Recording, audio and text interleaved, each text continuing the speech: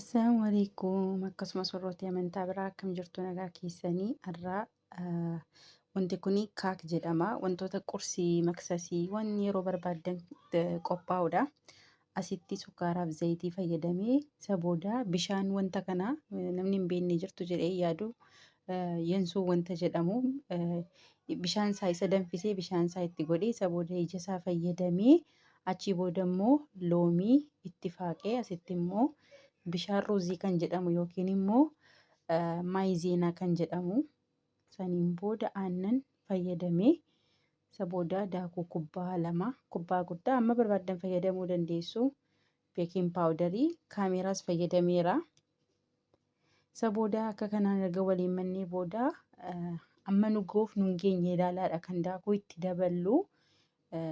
Bukeessaatti daballa malee si'a takkaatiin itti naquu hin dandeenyu. Gatii ilaala akka bukoon isaa bareeduu fi bakki inni itti godhe immoo qulqulluudha. Xuriitti waan hin godhe akkasinitti hin fakkaanne. Isa booda erga sa'a tokko yookiin sa'a walakkaa keenye booda erga nuuf bukaa'e booda akka kanatti bakka lamatti qonna. Achii booda akka kanatti harka keenyan erga daammatnee booda akka wal qixxaatuuf gaafa bishaatu yookiin immoo gaafa marree xaqallalluu jechuukooti marru isaan booda akka kanatti kutuu qabna lakkoofsaan gochuu qabna amma akka nuu ba'u akka nu ga'u isa booda harka keenyaan kan fayyadamnu